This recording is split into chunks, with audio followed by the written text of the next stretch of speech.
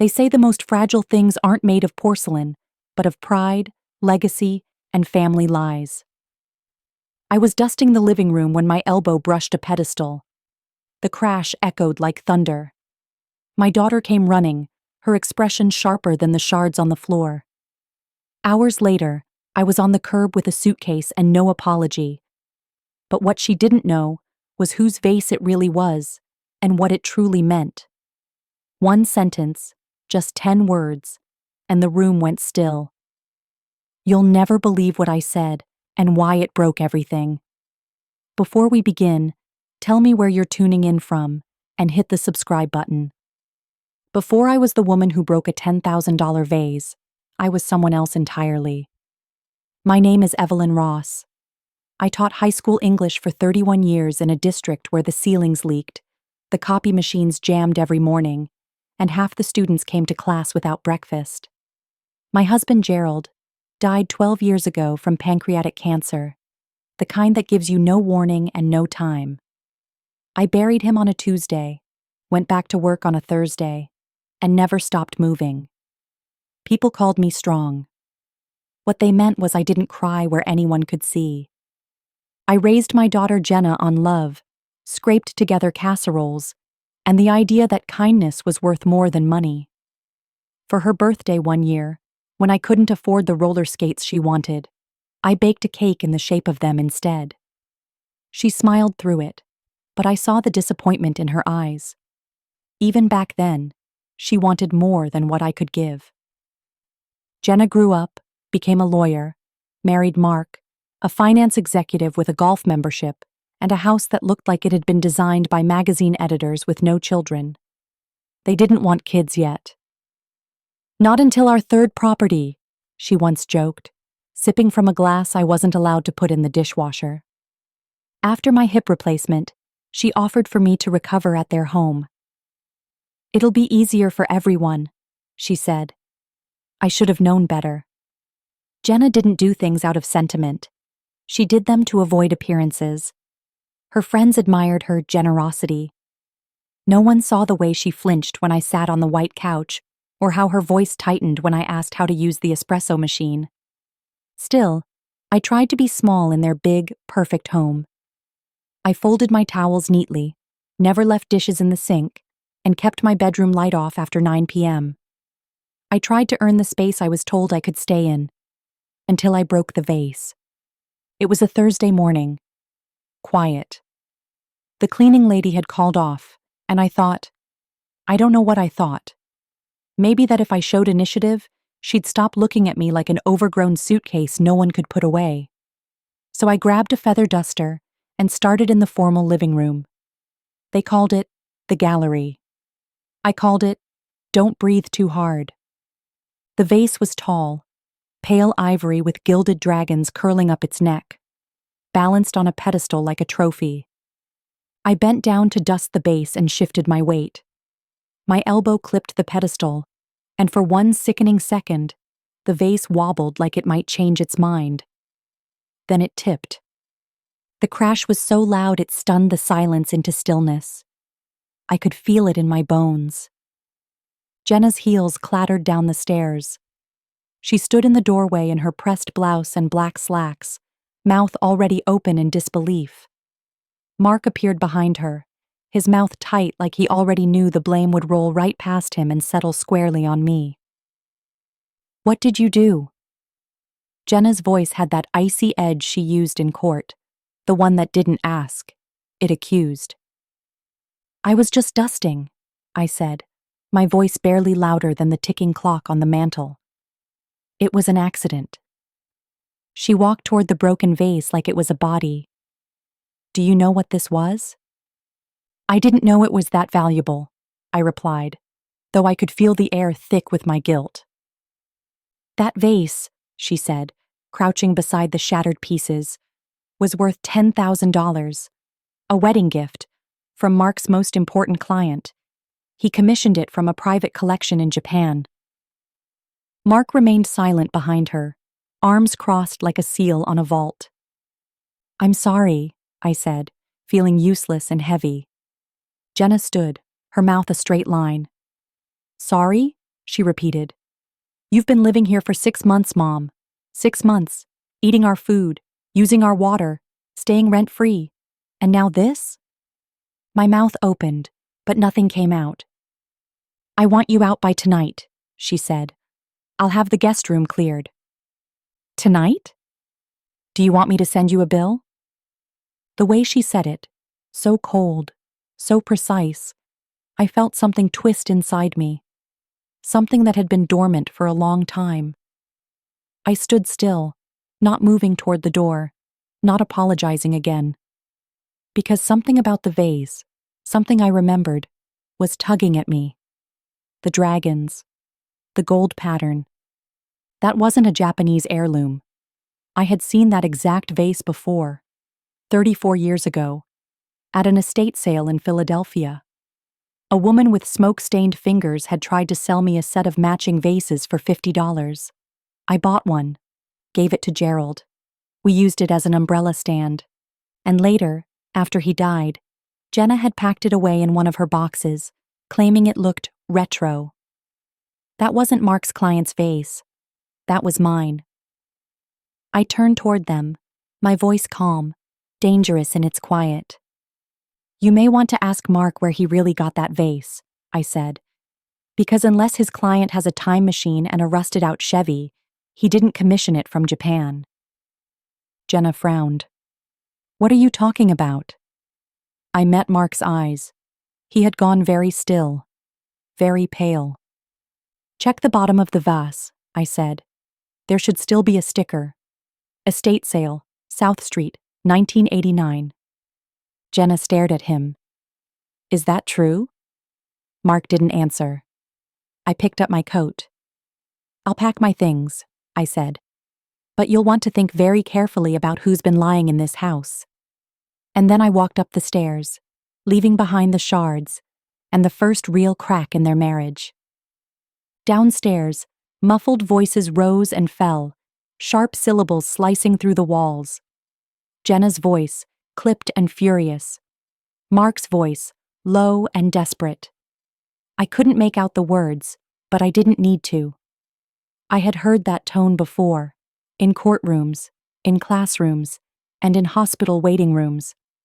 It was the sound of something cracking open, whether you wanted it to or not. I opened the closet and pulled out the suitcase Jenna had packed for me earlier, still resting like a threat on the chair by the door. My belongings were folded too precisely, surgical, detached. She hadn't packed with care. She'd packed to be rid of me. My fingers moved over each item, my reading glasses, the floral blouse I'd worn to her bridal shower, a crocheted scarf I had made during my recovery that no one commented on. Not once. It all looked so small now, so harmless, so far from the damage she claimed I had done. I sat back down, clutching the scarf in my lap. $10,000. She had looked at me like I'd set fire to her future, like I had ruined everything. And maybe in her mind I had. Not because of the vase, but because I had pulled back the curtain and shown her what her perfect life was really built on. A lie. Gerald had loved that vase, not because of its value, which was practically nothing, but because of the dragons. Strong, fierce, loyal, he used to say, tapping the side of it whenever he passed by. He kept it by the umbrella stand near the front door, always full of rain-soaked canes and folded walking sticks. I couldn't believe I hadn't remembered it sooner.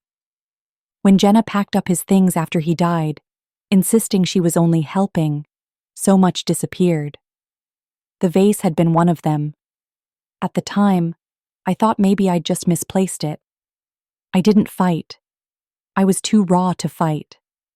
I let her box up the remnants of my life and put them in storage or donation piles while I sat with my grief, too hollow to speak. Now I knew better.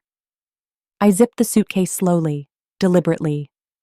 I didn't have a place to go yet, not really, but I had a name in my phone, Carol, my best friend, my sister in all but blood. She had warned me about coming here. They don't want you, Ev, she said the night before my surgery. They want to be seen wanting you. She had been right. My phone buzzed. A text from Carol.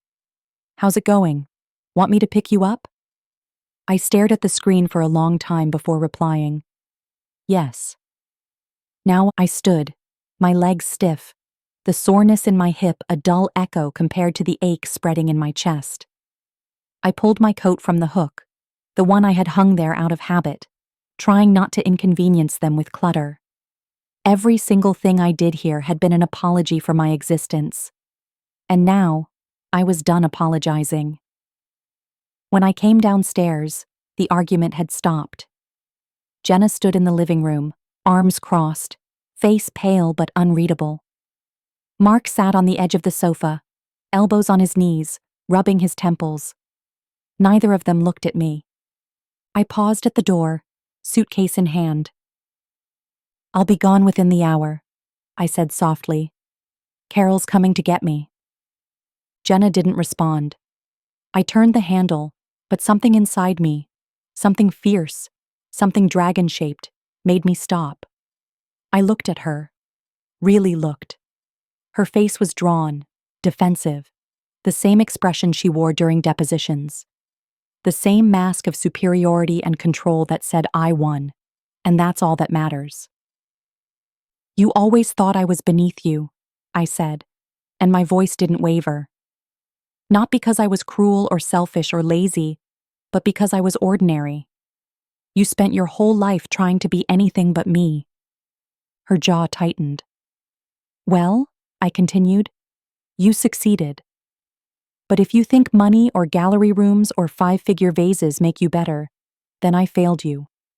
Because I never wanted to raise someone who chose appearance over character. Mark stood suddenly. Evelyn. I held up my hand. Number, let her speak, if she has something to say. But Jenna didn't. So I walked out the door.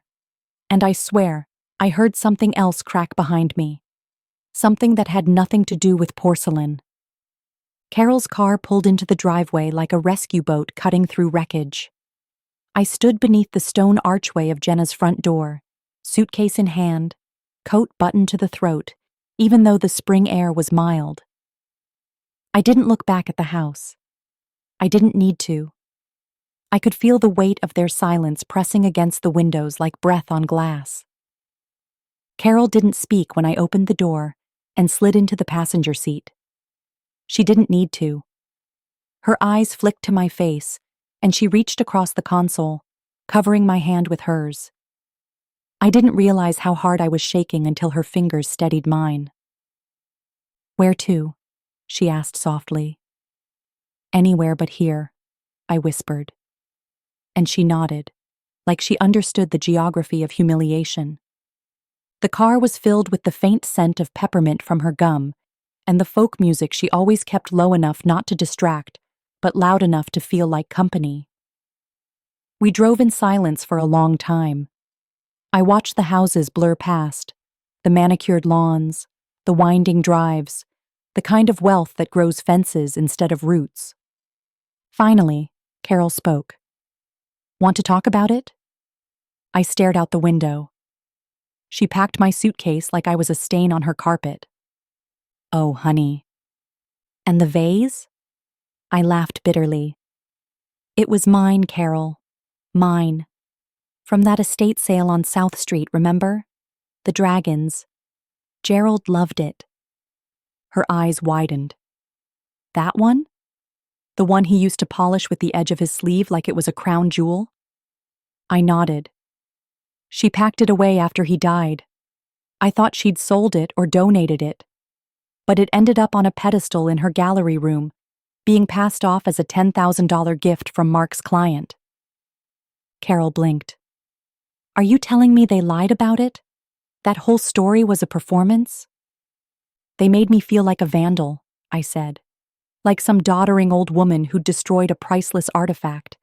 And it was my own memory she shattered. Later that day, I got a phone call. It was a number I didn't recognize, but something in me said to answer. Mrs. Ross? A man asked, his voice clipped and professional. "This is Thomas Eddings.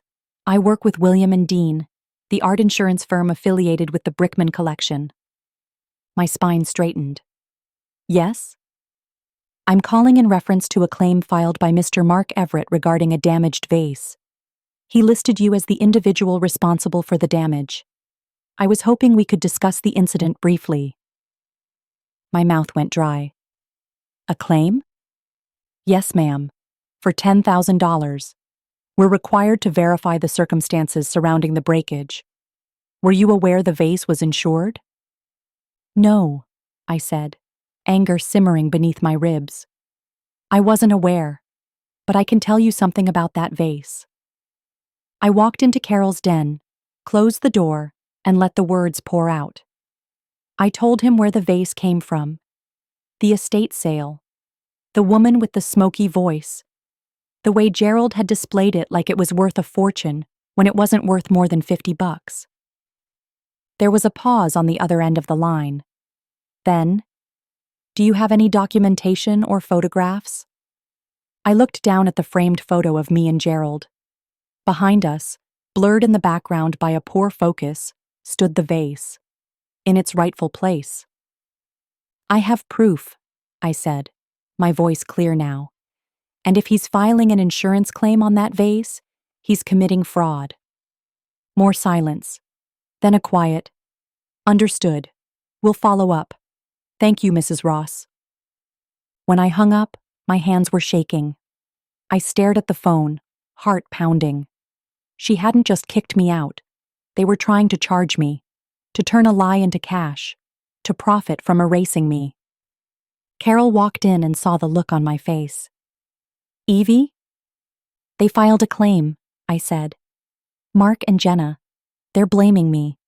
For a vase that wasn't worth a fraction of what they said. That wasn't even theirs to begin with." She sat down slowly. "That's not just wrong. That's criminal." I nodded. And I'm not going to let it go. It wasn't about revenge. It wasn't about money. It was about truth. About the years I had swallowed my words for the sake of peace. The times I had said, "It's fine," when it wasn't. The moments I had let her rewrite our story because it was easier than standing up for myself. I was done being the easy one. That night, I wrote a letter. Not to Jenna, not to Mark, but to the insurance firm. I detailed everything: the vase's true origin, the estate sale, Gerald's connection to it, the photograph. I enclosed a copy of the picture, circled the vase, and attached a sworn affidavit. I signed it with shaking fingers. Evelyn Ross, mother, teacher, and woman who would no longer be erased. 2 days passed before I heard anything. I spent them waiting, not passively, not curled up on Carol's couch with tissues and tea, but waiting in the way that only a woman who has been wronged waits. With purpose. With a calm so sharp it could cut glass. On the third morning, the phone rang again. This time it was a different voice. Warmer, more cautious. "Mrs. Ross, my name is Melanie Brooks. I'm an investigator with Brickman's Fraud Prevention Department. May I ask you a few questions about the claim submitted by Mr. Everett?" I took a deep breath. Of course. And so I told her everything again, this time with more steel in my spine. I didn't flinch when I described Gerald's love for that vase, or the way Jenna had whisked it away without asking. I didn't falter when I said, "They lied to you. They lied to me. And I think they've been lying to each other for a long time." Melanie was quiet for a moment, then said, "We've reviewed the photo, the markings, the history of sales on that vase model. You were right, Mrs. Ross. It's not worth more than a few $100s. I closed my eyes. The truth, finally spoken aloud. "We'll be following up with Mr. Everett," she continued. "You may be asked to submit a formal statement, possibly testify if it comes to that." "Testify?" I repeated, the word thick in my mouth. "Just a possibility. We take fraudulent claims very seriously, especially when they involve potential exploitation of family members. I swallowed. You should. That evening, I walked down to the lake near Carol's house. The sky was pink with late spring, the water still except for the occasional ripple where ducks drifted lazily. I sat on the bench where Gerald and I once picnicked, long before life got so sharp around the edges. I thought about the first time Jenna lied to me. She must have been 6 or 7. She'd eaten an entire sleeve of cookies and blamed the dog. I'd known the truth right away, crumbs still on her chin, but I didn't scold her. I sat her down, explained how trust worked, how truth wasn't just about avoiding punishment. It was about respecting the people you love. I wondered if she remembered that talk, or if she'd filed it away like the vase, repurposed it into a story that better suited her new life. The next morning, she showed up on Carol's porch, unannounced, still in a blazer from work, phone in hand like a shield. Carol opened the door before I could move. Jenna's eyes darted past her. Is she here? I stepped forward. She didn't say hello. She said, "Why did you contact the insurance company?" I stared at her. No hug, no apology. Straight to the point, as if I had broken not just the vase, but the illusion she lived in. You filed a false claim, I said. I told the truth. Her jaw clenched. Do you know what this is doing to Mark's reputation? My voice was calm. You should have thought about that before you lied. We didn't lie. I cut her off. Yes, you did. You knew that vase was mine. You knew it wasn't worth that much. And you let me sit there, feel like garbage, beg for forgiveness for breaking something that never belonged to you in the first place. Something in her expression faltered. A tremble. Maybe shame. Maybe recognition. I couldn't tell. Why? I asked, stepping forward. Why, Jenna? She didn't answer. She just stared at me, the way you look at a mirror you've avoided for too long. I waited. But when nothing came, I stepped back. You don't want to talk, I said. You want to control the damage. She opened her mouth, closed it. And then, just before she turned to leave, she said, This isn't over. I nodded. You're right. It's just beginning. The door shut behind her, and I exhaled. This time, I didn't cry. Because for the first time in a long time, I wasn't the one breaking. I didn't move for a long time after Jenna left. The door still carried the echo of her voice, flat, angry, not a trace of the girl I raised. Not even a shadow. Just a woman in heels and mascara who came to my doorstep to save her husband's reputation, not to see if I was okay. Carol didn't ask me if I was all right. She just made me tea and placed it on the table like an offering. She knew that when pain sits too close to the surface, asking about it makes it bleed. The truth settled between us like dust, quiet and final. I spent the next week in a strange sort of limbo, neither moving forward nor sinking back. The world outside kept spinning, buses honking, kids laughing in yards, the faint clink of wind chimes on the porch. Life, as always, didn't pause for heartbreak. People began to call. Friends I hadn't heard from in months. A cousin who just happened to be in town.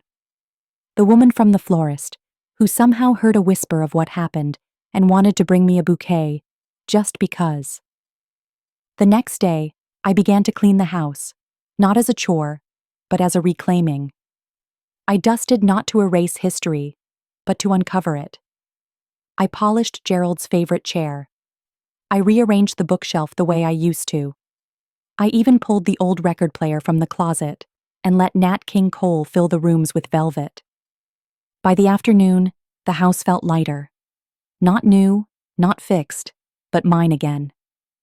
I found the box in the attic. It was taped shut, labeled in Jenna's handwriting. Mom's stuff, Misk. I sat cross-legged on the attic floor, tearing the tape slowly like I was opening a wound. Inside, a dried corsage from my high school reunion. A stack of Mother's Day cards from Jenna, most of them glittered and misspelled. One of Gerald's ties. A keychain with a tiny Eiffel Tower, souvenir from a trip we never took. And at the very bottom, a letter. My handwriting. Addressed to Jenna.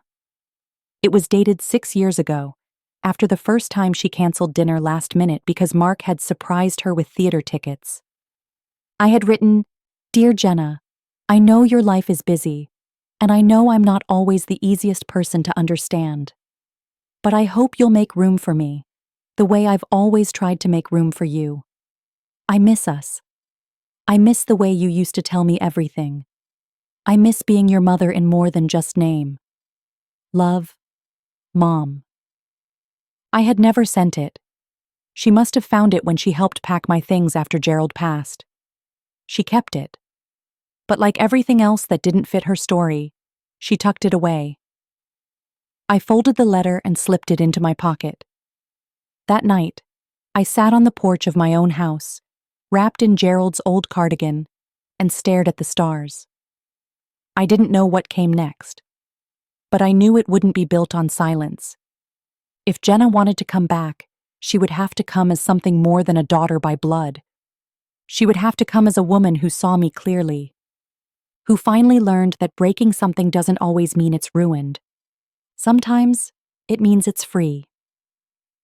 That evening, I went through more boxes in the attic. There were yearbooks, journals, faded Polaroids from summers long gone. And then I found something I hadn't realized I'd saved. It was a birthday card from Jenna, age 10. A construction paper mess of glitter glue and crooked letters. On the front, a stick figure drawing of me, complete with curly hair and a coffee mug. On the inside, "You are my best friend and my favorite person. I want to be just like you when I grow up." I held the card against my chest. I didn't know what hurt more, the fact that she'd once believed that, or the fact that somewhere along the way, she stopped. The phone rang just after dusk. It wasn't her. It was Mark. "Mrs. Ross," he began, the same way someone starts a meeting, not a conversation.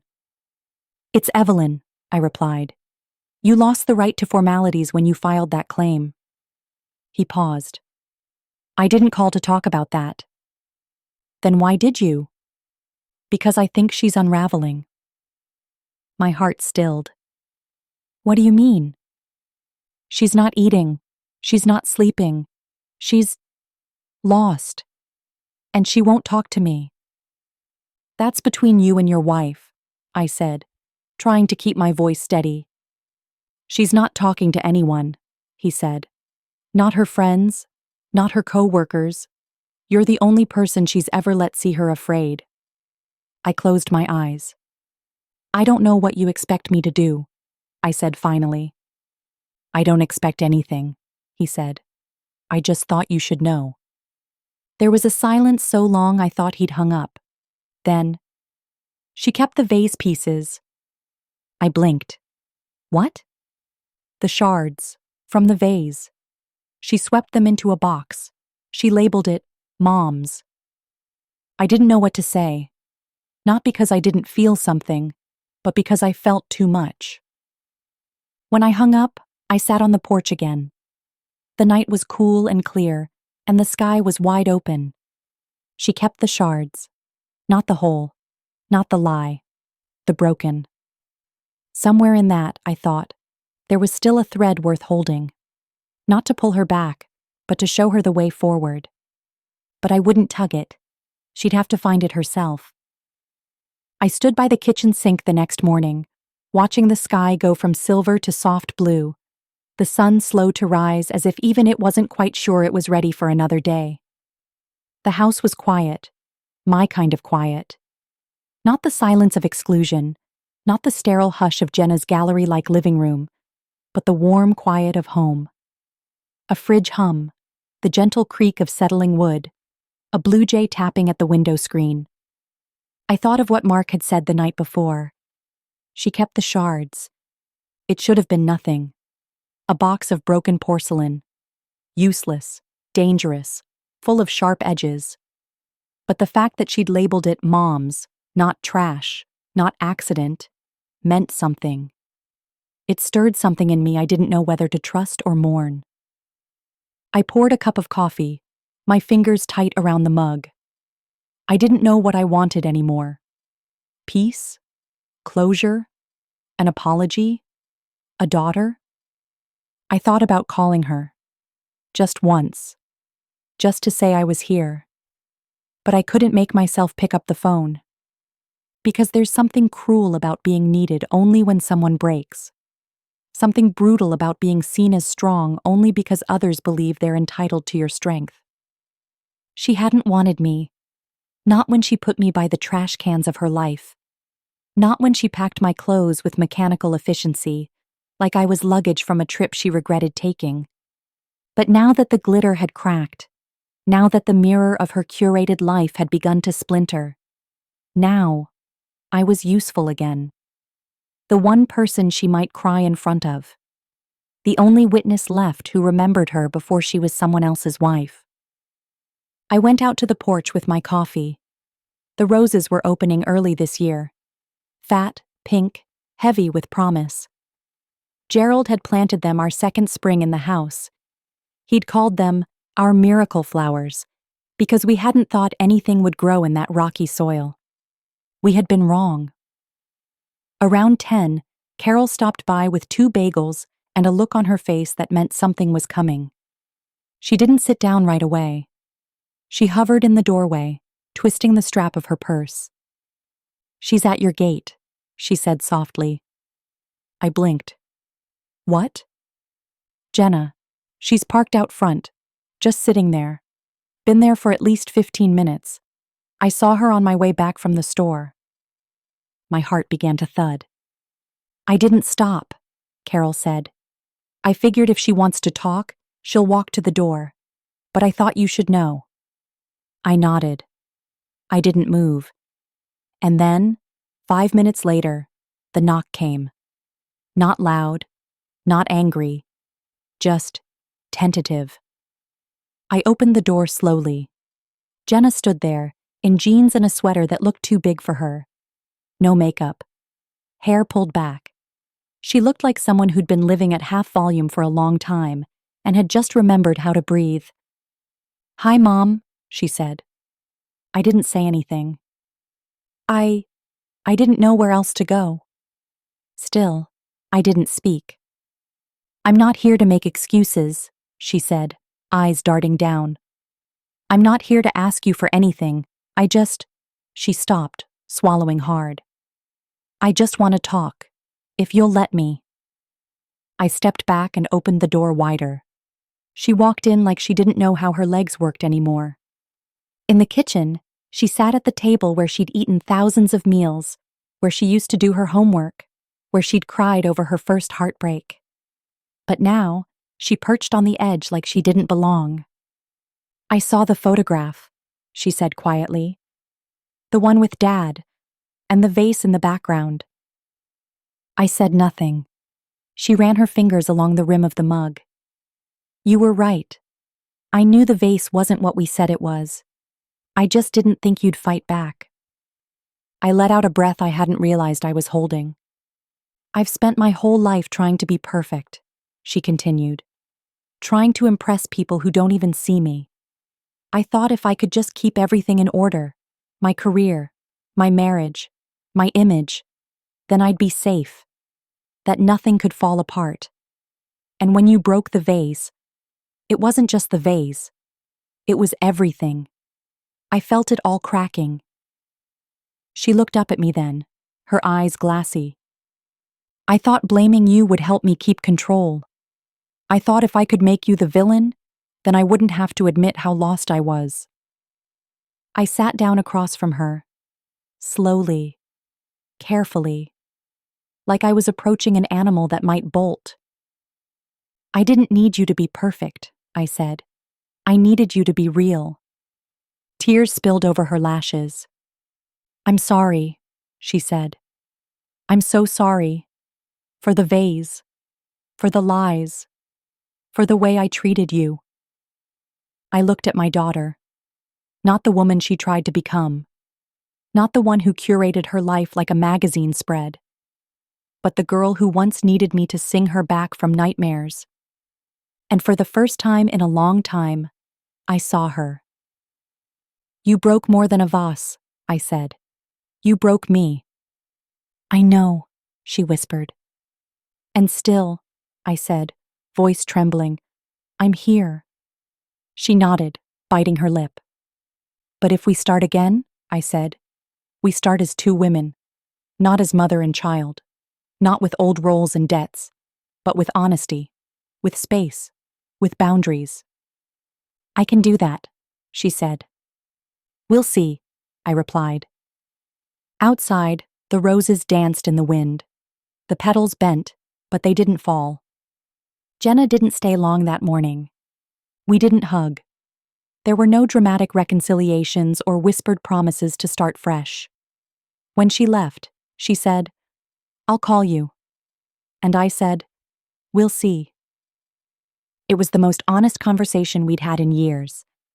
After the door closed behind her, I stood in the kitchen with both hands flat on the table, like I needed to steady the earth itself.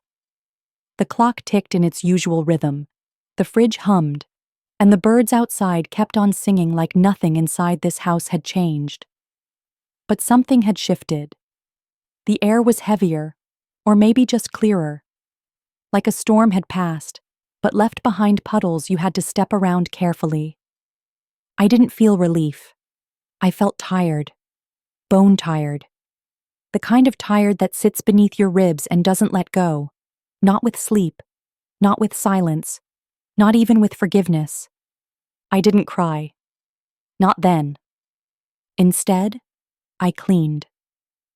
I moved through the house with quiet purpose, wiping down counters, folding dish towels, adjusting the crooked frame on the mantel for the 10th time this month. But I wasn't fixing the house. I was giving my hands something to do, while my heart tried to decide if it was brave enough to feel everything it wanted to. By late afternoon, the sun was warm and unapologetic, spilling through the windows in thick streaks that made the hardwood glow. I sat on the porch with a journal in my lap, and Gerald's old cardigan draped around my shoulders. I hadn't written anything personal in years. Not since he died. Not since words stopped feeling safe. But today, the pen moved. March 18th. Jenna came home today. Sort of. She brought pieces of herself, but I don't know if she meant to stay, or if she's just looking for somewhere to land while the rest of her life burns quietly in the background. I love her, but I don't trust her. I want to forgive her, but not at the cost of myself. I've spent too long shrinking to fit her version of me. I don't want to be small anymore. I paused, staring down at the words. The wind lifted the edge of the page like it wanted to turn it for me. Later that evening, Carol stopped by again. She didn't knock. She never did. She had a bottle of wine and 2 mismatched glasses. You didn't think you were getting through today without me, did you? We sat on the back porch this time, facing the garden. The roses were still blooming, heads bowed like they were listening to something beneath the soil. She came, I said. Carol nodded. I figured. She cried, said she's sorry. And? I listened, I said. I didn't promise anything, but I listened. That's something. It is. We drank in silence for a while, watching the sky bleed from orange to indigo. I feel like I'm learning how to be a mother all over again, I said softly. Only this time, it's for myself. Carol reached over and squeezed my hand. Maybe that's the kind of parenting that matters most. The kind you do for the parts of yourself you left behind. I swallowed hard. I gave her everything I had. I thought that meant she'd always know where to find me. But sometimes I think she got lost in all that giving. like she forgot who I was beyond the sacrifices. "She's not the only one who forgot," Carol said gently. I looked at her. "You've spent decades teaching, guiding, holding, fixing," she said.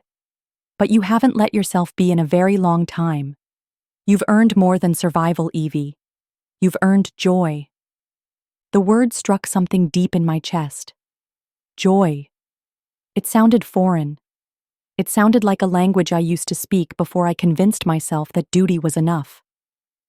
"I'm scared," I said.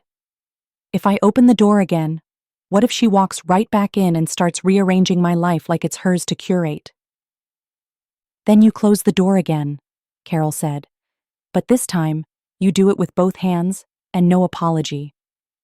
I nodded, a tight little motion that felt more like a promise than anything spoken. That night, I sat on the edge of my bed and looked at the vase pieces. Yes, I'd kept them too.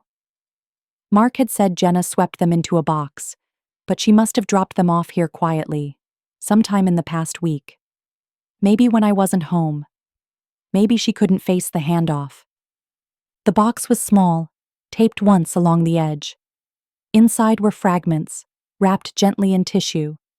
They looked like ivory puzzle pieces, curved edges, splinters of gold, the occasional dragon scale painted on porcelain. I ran a finger over the largest shard. It still had the outline of one wing. There was something poetic about it. A dragon, broken, still dangerous, still beautiful. I didn't want to throw them out, but I didn't want to glue them back together either. So I took a shallow wooden bowl from the living room and lined it with velvet.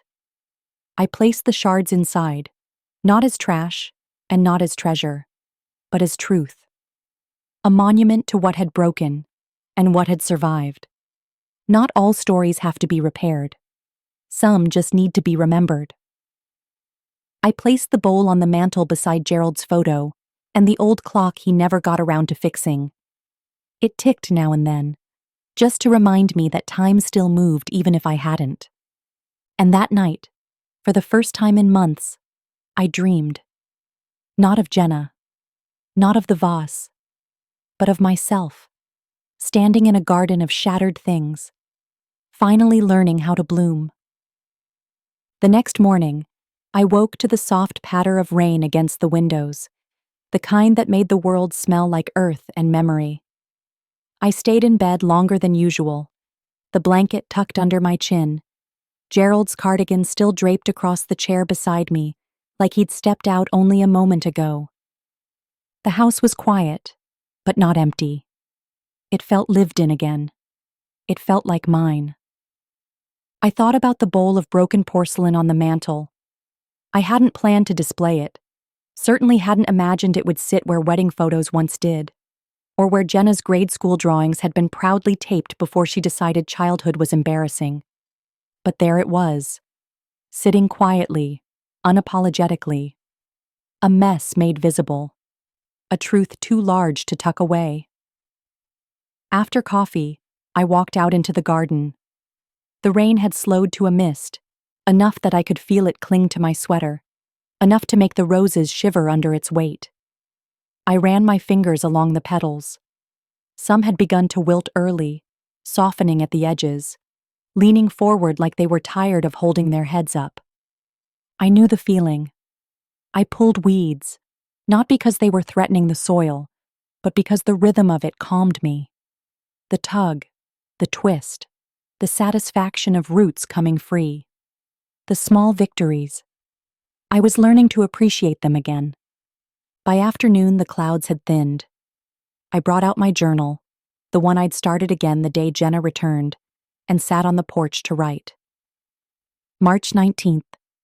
I think healing is quieter than I imagined. I thought it would feel like triumph. It doesn't. It feels like taking your first breath after holding it for too long, like learning how to stretch limbs that forgot they belonged to you. I don't know if Jenna and I will ever be what we were. I don't know if we should be. But I know I'm not waiting anymore. Not for her call, not for her apology, not for her to remember who I am. I remember, and that will have to be enough. I closed the journal and sat back, the wind lifting a loose strand of hair from my face. It felt like something had passed, like a tide receding. Not gone, just quieter. Later that evening, a letter arrived.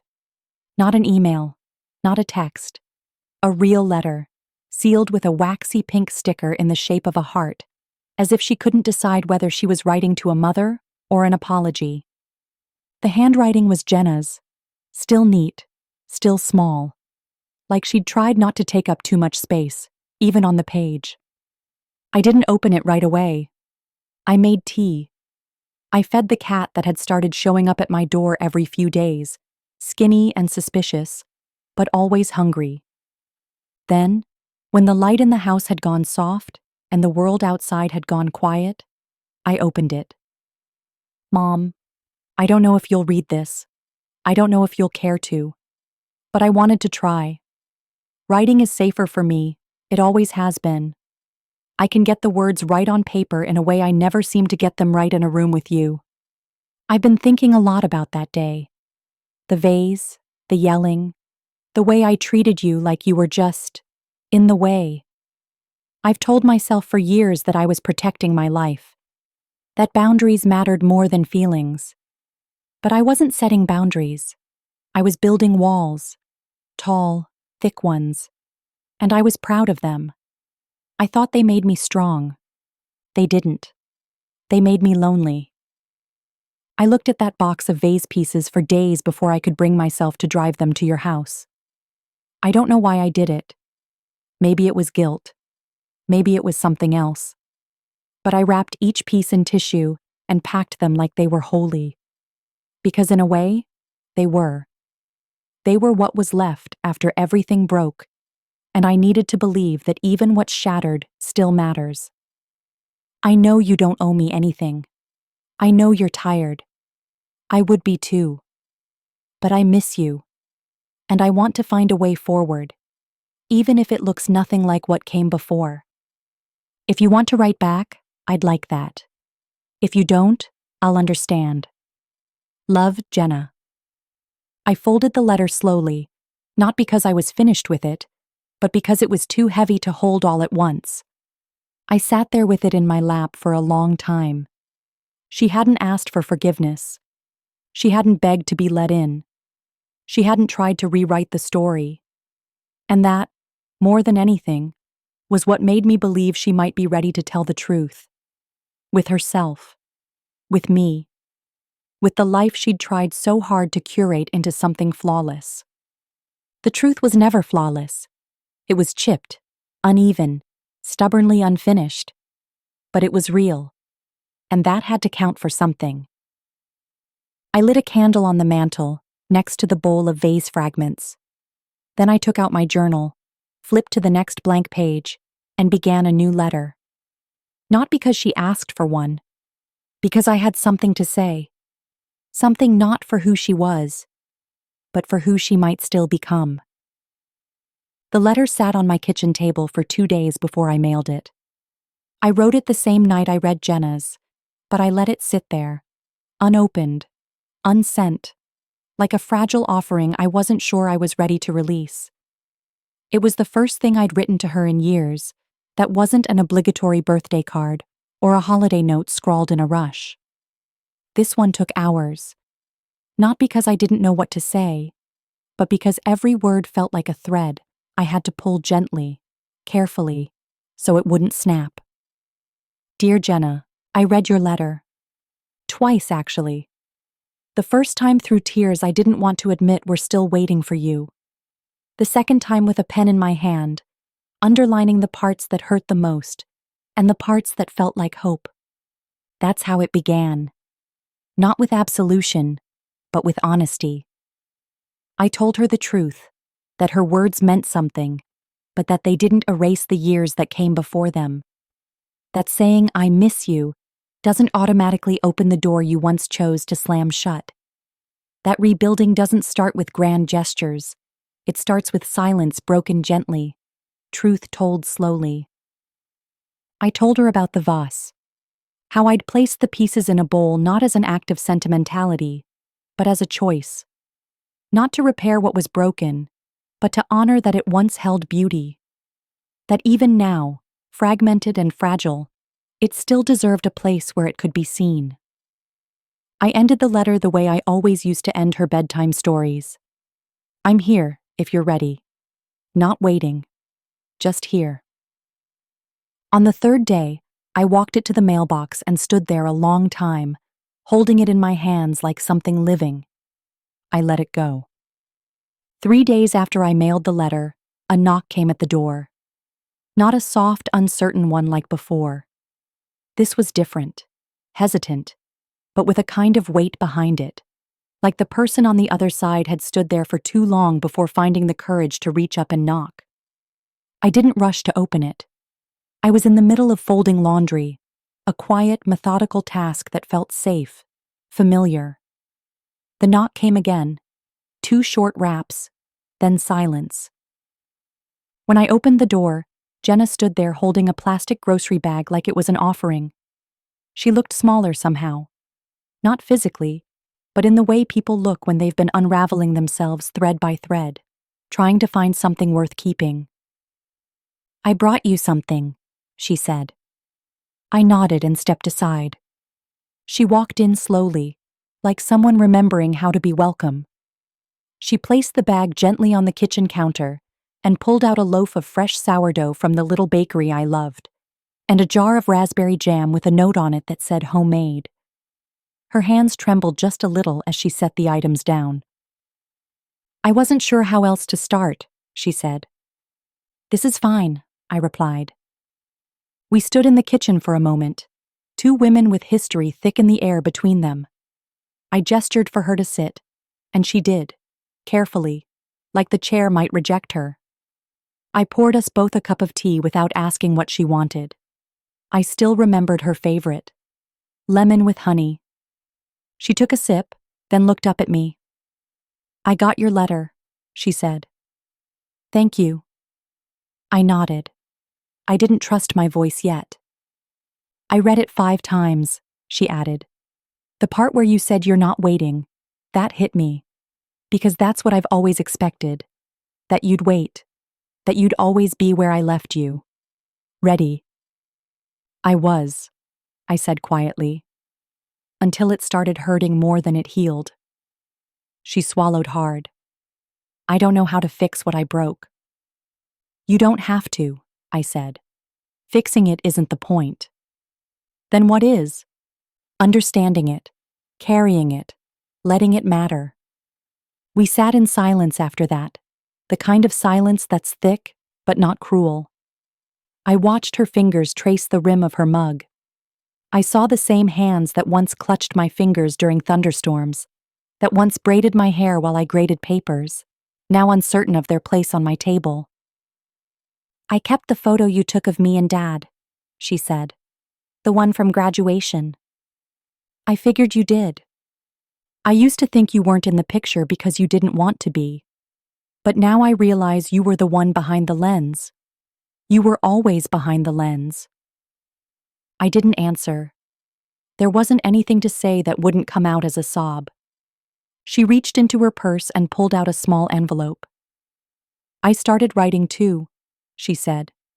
"It's not perfect, it's not polished, but it's me. Not the me I try to be, the me I'm still trying to find." I took the envelope. My hands didn't shake. For the first time in weeks, they were steady. "You're not just welcome here," I said. "You're wanted, but only if you come as yourself." She nodded, and something in her eyes finally broke open. Not in shame, not in guilt, but in relief. And there, in my quiet kitchen, with rain tapping gently on the window again, we sat side by side, with nothing between us but truth and tea, and maybe, for the first time in years, something like peace. Jenna didn't leave right away this time. After the tea had cooled in our cups, and the words between us had finally started to sound more like conversation, and less like confessions. She asked if she could walk through the house. Not out of nostalgia, at least not entirely, but as if she needed to see the place again with new eyes. I followed her at a distance, letting her linger in doorways, run her fingers across framed photos, touch the edges of the past like it might crumble if she pressed too hard. She paused in front of the hall closet, the one where Gerald used to keep his winter coats and mismatched gloves. Without asking, she opened the door and pulled out a familiar object, a pale blue scarf with a frayed edge. One I'd knitted during the last winter we all lived under the same roof. "I remember this," she said softly. "You made it for me when I lost my first real job interview." "You cried in the car for an hour," I said, stepping beside her. "I told you it wasn't the end of the world." She smiled, but it was sad. "I didn't believe you." "You weren't supposed to. You were supposed to hear it." Jenna folded the scarf carefully and placed it on the side table like it deserved a little ceremony. She turned to me then, something naked in her expression. Not regret, not shame, just rawness. That strange place between pain and hope. "I think I lost pieces of myself when Dad died," she said. "You held it together. You had to. And I just collapsed inward." "I know," I said. "You went silent after the funeral. I thought you needed space." "I did. But I also needed to be angry at someone. And you were right there." The hallway felt small, the kind of narrow that memory makes even tighter. We stood in the echo of things unsaid for far too long. "I blamed you for everything that didn't have a place," she continued. "The grief, the expectations, my own shame. It was easier to think you were the problem than admit I was lost." I closed my eyes for a moment. "You weren't the only one who felt lost." She nodded, as if she'd always known, but hadn't dared to believe it. Back in the living room, she sat cross-legged on the rug. Her rug, the one she'd spent hours coloring on as a child, while I graded essays beside her. I watched her run her hand over the threads, as if trying to find some imprint of herself still woven into the fabric. "I don't know what to do with the pieces," she said. "What pieces?" "The ones I'm finding now," she said. "The parts of myself I forgot. The parts I'm not sure how to carry." "You don't have to know yet," I told her. "You just have to keep holding them." She looked up at me, tears in her eyes again, but softer this time.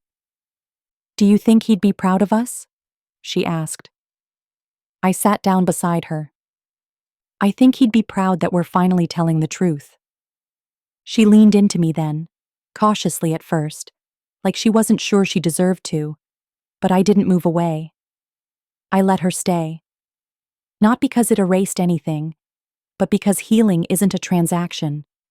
It's a choice, made again and again, breath by breath, word by word.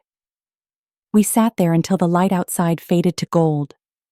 And for the first time in what felt like forever, I didn't feel like I was waiting to be seen.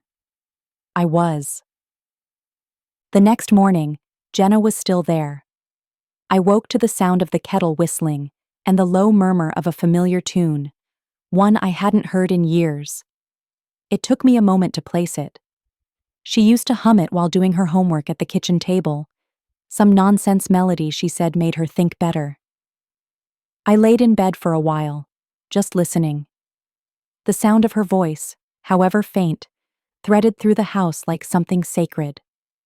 Like the ghost of the girl I once knew had slipped in, while the woman she became wasn't looking. When I finally rose and padded into the kitchen, she was already pouring tea, her hair up in a messy bun, the sleeves of her sweatshirt rolled to the elbows.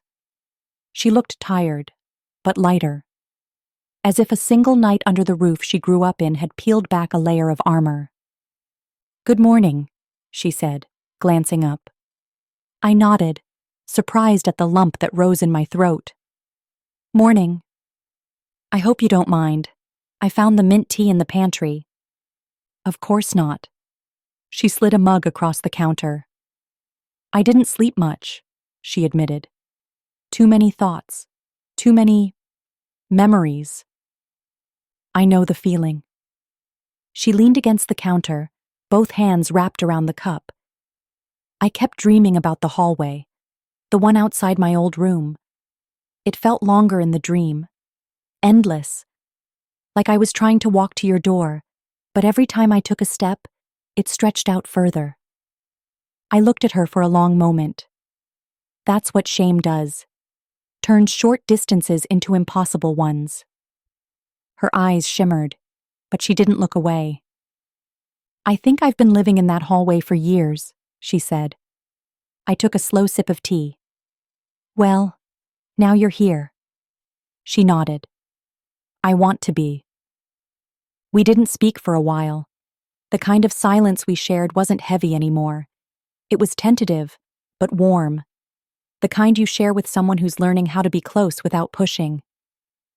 I found something yesterday, I said, rising from my seat. I walked to the bookshelf in the living room and pulled down an old notebook, worn at the edges, the cover sun-faded and soft. Jenna watched as I placed it between us on the table. It's yours, I said. You wrote in it after Dad died. I kept it. Thought one day you might want to remember who you were before the world got so loud. She blinked, hesitating before reaching for it. Her fingers trembled just slightly as she opened the cover. The first page was dated July 5th, the summer after Gerald's funeral. Written in bright purple ink. Things I still love. She read the list aloud, her voice breaking halfway through. Rain on windows, Mom's spaghetti, the way Dad always made me feel like nothing bad could touch me. She covered her mouth. I didn't know you'd kept this. I didn't know if you'd want it back, I said, but I couldn't throw it away. She closed the notebook gently and placed her hand over mine. I want to remember her, she said, the girl who wrote that. She's still here, I said, just buried, not broken. Jenna looked at me, and this time, I saw her, not the version she tried to perfect for the world, but the real one. Cracked, exhausted, grieving, but present. Jenna stayed for breakfast. It wasn't planned. She simply didn't get up when the tea was finished or when the sun fully cleared the backyard fence. I've been thinking, she said, her fork still halfway to her mouth, about who I've become, how much of her I actually like. I looked at her and waited. That was something else I was relearning, how to wait without rushing to fill the space for her. She set the fork down and leaned back, sighing. I think I confused strength with distance. I thought if I kept people far enough away, they couldn't disappoint me. Or leave me. My hands went still around the mug. I think you did that with me. She nodded. I know. The words didn't hurt like they used to. They didn't jab. They landed soft, more like confessions than accusations. Like she finally trusted me with her truth. Mark and I, she started, then paused. It's not going well. I didn't press. I didn't ask if that's why she'd come back, or if this was all just a detour in the fallout. I simply nodded, gently. I'm sorry. I thought building a life was about money and appearances, about getting ahead, but I don't even know where I was heading anymore. Maybe you were trying to outrun something, I said. Maybe I still am. I stood and cleared our plates, not because the conversation needed to end, but because sometimes honesty is best carried in the quiet movement of everyday things. I rinsed the dishes, and she dried them, side by side, like we'd done 1,000 times before, but this time, without the weight of old resentment filling the room. When we were finished, she reached into her coat pocket and pulled out a tiny object wrapped in tissue. I found this while cleaning out the storage unit, she said. It must have been packed away with some of your boxes years ago. She unwrapped it and placed it on the table. It was a tiny porcelain bird, barely the size of a plum. Pale blue, one wing slightly chipped. I remembered it instantly. Gerald had given it to me on our first anniversary. "Because you always carry the weight for everyone," he'd said. "But I want you to have something that flies." I hadn't seen it in years. I touched the little bird gently, the smooth glaze still cool against my skin. "I thought you might want it back," Jenna said. "Or maybe you never meant to lose it." I looked up at her. "I didn't lose it." She held my gaze. "But I did." I wrapped the bird back in the tissue and held it tight in my palm. Some things break, others get forgotten. But once in a while, something makes its way back. Not because it has to, but because someone finally realized what it meant to the person who let it go. That morning, I didn't need an apology. I just needed this: a chipped bird, a daughter returning, and the quiet miracle of being seen. The chipped bird sat on the windowsill now. It caught the morning light in just the right way, its soft blue glaze gleaming, the small imperfection on its wing no longer something broken, but something remembered. It looked like it belonged there, perched between a potted violet and a sun-bleached photograph of Gerald, smiling behind a grill, apron crooked, beer in hand. He would have liked the bird there. He always said the house needed more softness. Jenna was upstairs, still asleep. She'd stayed another night. She hadn't asked. I hadn't offered. But when the conversation over dinner had turned to things too sharp to name, Mark's silence, the slow unraveling of their marriage, the way her friends had started to feel more like critics than companions, I simply reached for the spare blanket and set it on the couch. "You can take the bed," I'd said. She looked up, surprised. "I'm fine on the couch." "You're not fine," I answered, "but you're still welcome." And she had gone upstairs, quiet and grateful, as if the offer of a bed in her childhood home was more than comfort. It was a kind of permission.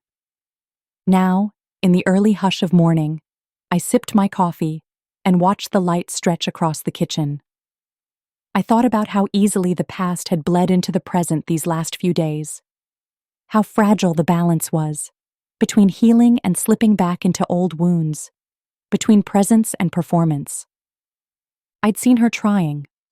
I'd seen her lower her defenses, not all at once, but slowly. In the way she spoke to me with hesitation, not entitlement. In the way she asked questions about me. "How have you really been? What do you do with your days now?" And listened to the answers. It was more than I'd allowed myself to hope for. But it wasn't everything. The door creaked open, and there she was, standing in the doorway in one of my old sweaters and a pair of borrowed socks. She looked younger in the morning light, the edges of her face softened by sleep, and the vulnerability that lingers just after waking. "You're up early," I said. "I couldn't sleep." I poured her a cup of coffee and slid it across the table. She wrapped her hands around it like it was something sacred. "I had a dream last night," she said. "I was back in the house with Mark. We were throwing a dinner party. Everything looked perfect, but I couldn't find my voice. I opened my mouth to speak and nothing came out. People kept looking at me like I was invisible. And I remember thinking, I left my voice at my mother's house. I didn't speak. I let the weight of that sit in the space between us. I think I spent the last decade trying not to be you," she said. "And now I realize I don't even know who you are. Not really. Not as a woman. Just as the role you played for me." I looked at her for a long moment. "And who do you think I am?" She hesitated. "I think you're someone who loved deeply and quietly. Someone who gave up a lot without asking for recognition. Someone who got tired of being overlooked." My throat tightened. Not because she was wrong, but because she was finally finally saying it. I've been selfish, she continued. Not just in how I treated you, but in how I assumed you'd always just be there, like a light switch. Flip it on when I needed warmth, shut it off when I didn't. I took a deep breath, my hands flat against the table to steady the rush of emotion. You hurt me, I said. And it wasn't the vase, Jenna. It was the way you looked through me. Like I was something inconvenient. Like I was in the way. She nodded, eyes glossy. I know. And I'm sorry. Not just for what I did, but for all the times I made you feel like you didn't matter. The silence that followed was thick. Not awkward. Just full. I'm not who I was either, I said. I spent too long defining myself by what I could give, what I could fix. And when you stopped needing me that way, I didn't know what was left. You, she said. That's what's left. I looked down at my hands, and for the first time in years, I didn't see someone small or invisible. I saw strength. I saw softness without shame. I saw a woman who had lost and found and rebuilt something sacred from the splinters. You can stay, I said, voice steady. Not because you're broken, not because you need rescuing, but because I think we both need to see who we are to each other now. Jenna reached across the table, not for drama, not for comfort, but for connection. And this time, I took her hand without hesitation. Outside, the wind stirred the trees. Inside, something long buried opened its eyes and breathed. The next few days passed gently, like rain falling on thirsty ground. One afternoon, we planted herbs together in the garden. Basil, rosemary, mint. She knelt beside me, fingers in the dirt, and laughed when she remembered how she once hated the feel of earth under her nails. I thought mess made things worse, she said, pressing a sprig of thyme into the soil. Turns out, it makes things grow. I didn't say anything. I didn't need to. We both understood what she really meant. That evening, she made dinner, pasta, just like Gerald used to make. She even tried his trick with the garlic bread, burning it just slightly at the edges the way he always did, swearing it gave it character. We ate at the table with the window cracked open and the scent of rosemary drifting in from the garden. Halfway through the meal, she looked up at me. Her eyes weren't guarded anymore. Do you think it's too late? She asked. For what? For us. For starting again. I reached across the table, placing my hand over hers. No, I said, but it won't be like before.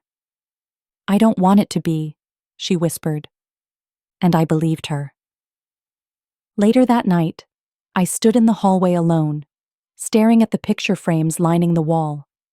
Photos of her first day of school, of Gerald grinning in his muddy boots, of me holding Jenna in my lap, her hair still damp from the bath, both of us laughing at something I couldn't remember.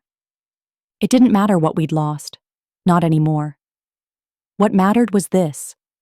She came back. Not to the house. To me. And I finally let her. They say mothers are meant to carry everything, the weight, the worry, the wounds. And for a long time, I did. I carried my daughter's silence like a second skin, her indifference like a stone in my chest. I carried the memory of the vase and everything it came to symbolize. How easily things shatter, and how easily people pretend nothing ever did. But I'm not carrying it all anymore. What I have now is something different. Not perfect, not polished, but real. Yet my daughter sits across from me at the breakfast table some mornings and tells me what she's afraid of. She doesn't always know how to be soft. Sometimes her voice still trembles when she reaches for me. And I don't flinch. I still wear the pearl necklace Gerald gave me, not because I'm holding on to the past, but because I finally understand that love, real love, doesn't need to be hidden away or sacrificed to survive. It can live beside the broken things. It can bloom through them. So here I am, the woman who chose herself, who built something new out of silence and ashes and hard-earned grace. And for the first time in years, I know this. I am not broken. Thanks for spending time with this story. If it resonated with you, don't keep it to yourself. Someone else may need to hear it too. Watch another real-life journey by clicking on the left and subscribe so you never miss what comes next.